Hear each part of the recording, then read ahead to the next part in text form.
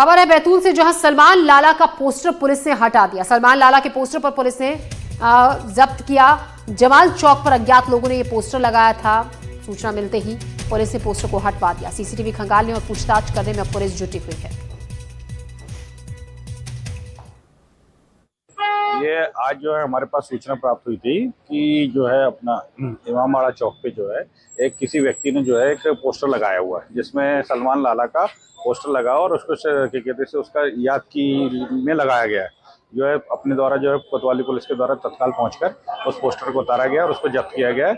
आगे जिनके द्वारा ये लगाया गया उनके खिलाफ वैधानिक कार्रवाई की जाएगी। कौन है ये सलमान लाला? ये सलमान लाला जो है एक अपराधी है और इसी के लिए उन्होंने लगाए थे। और इस खबर पर ज्यादा जानकारी के साथ अकील अहमद हमारे संवाददाता बैतूल से हमारे साथ जुड़ रहे हैं। अकील, कुछ दिनों पहले ही सलमान लाला का तालाब से शव बरामद हुआ था और अब ये पोस्टर लगा मिला है बीचों बीच बाजार के। पता चल पाया, क्योंकि कहा यह जा रहा है कि पुलिस ने सीसीटीवी फुटेज भी खंगाले, आसपास जो सीसीटीवी कैमरे लगे हुए थे। कुछ पता चल पाया किसने ये पोस्टर यहाँ लगवाया? जी, ईद के ठीक एक दिन पहले इस तरह का गैंगस्टर सलमान लाला का ये पोस्टर सामने आया है। उससे पुलिस महकमे में भी खलबली मची है। हालांकि पुलिस जो है अपने सारे सोर्सेज बढ़ा के ये पता कर रही है, सीसीटीवी खंगाल रही है कि इस मकान पे ये पोस्टर किसने लगाया।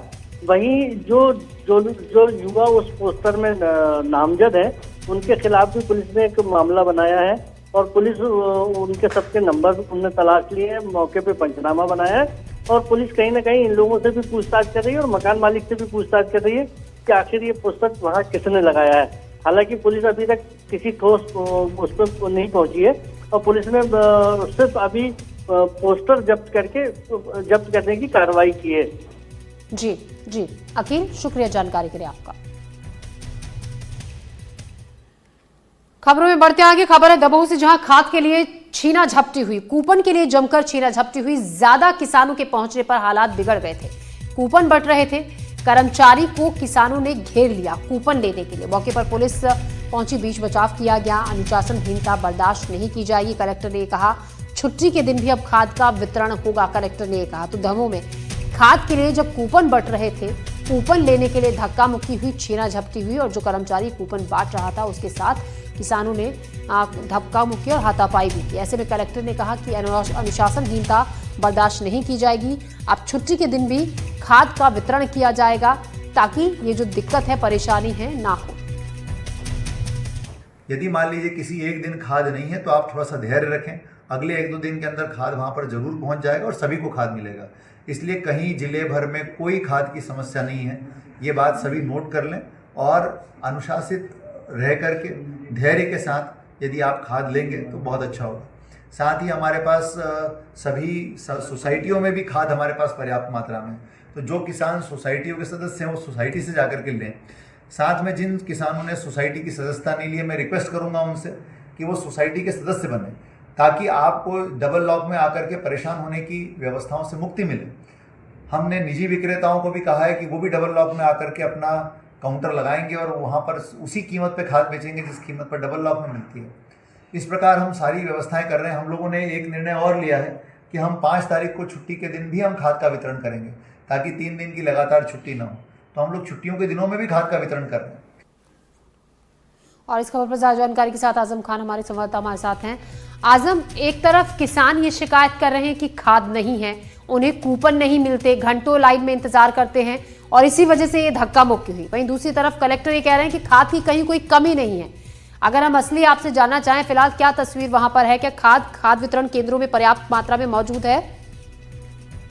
जाहिर तौर पर जिस तरह की तस्वीरें सामने आ रही हैं उसमें साफ दिखाई देता है कि खाद की बेहद कमी है और किसान परेशान है। कई किलोमीटर से किसान आकर लाइनों में घंटों खड़ा रहता है, चाहे तेज गर्मी हो चाहे बारिश हो, और जब उसको खाद मुहैया नहीं हो पाती तो उसका गुस्सा फूट पड़ता है। लगातार हमने एक्सप्रेस दिखाई, चाहे वो तेंदुखेड़ा की हो, जबेरा की हो, हटा की हो, और ये शहर के बीचों बीच का मामला ये है। जबकि साफ तौर पर दिख रहा है कि किस तरह कूपनों की मारामारी है। लोग परेशान है, वो किसान इस कदर इस हद तक परेशान है कि वो खाने का डिब्बा लेकर साथ में आते हैं और जब उनको खाद नहीं मिल पाती है तो उनका गुस्सा है जो कर्मचारियों पर फूट पड़ता है। और ये छीना झपटी सिर्फ उन कूपनों के लिए जिसमें महज 2 बोरी खाद मुहैया होनी है किसानों को। किसान बेहद परेशान है, लेकिन जब जब हमने खबरें दिखाई हैं, लगातार हमने खाद की किल्लत की खबरें दिखाई हैं, कलेक्टर का बयान आता है कि पर्याप्त खाद है, अनुशासनहीनता बर्दाश्त नहीं की जाएगी और किसानों को खाद पर्याप्त मात्रा में देने की हर संभव कोशिश की जा रही है। लेकिन मांग और आपूर्ति का जो बड़ा एक अंतर दमोह में निकलकर सामने आया है, उसमें ये तो बात साफ है कि दमोह में खाद की किल्लत है, किसान परेशान है, घंटों घंटों लाइन में खड़ा रहता है। लेकिन उसके उलट कलेक्टर का कहना है कि थोड़ी सी व्यवस्थाओं में कमी है। खाद जब जहां होती है तो खाद के लिए किसानों को इंतजार करना होगा। अगर किसी दिन रैक नहीं आ पाता है तो उसके लिए 1 या 2 दिन इंतजार भी करना पड़ेगा। और उनका साफ कहना है कि अब पुलिस को लगा दिया गया है, अनुशासनहीनता बर्दाश्त नहीं की जाएगी। और जिस तरह की कुछ राजनीति यहाँ पर होती है, अपोजिशन पार्टी की तरफ से कुछ बयान जारी होते हैं, उसको लेकर भी उन्होंने कहा अगर किसी ने भड़काने का किसानों को काम किया तो उसका दुष्परिणाम भुगतने के लिए वो तैयार है। जी आजम, शुक्रिया आपका जानकारी के लिए।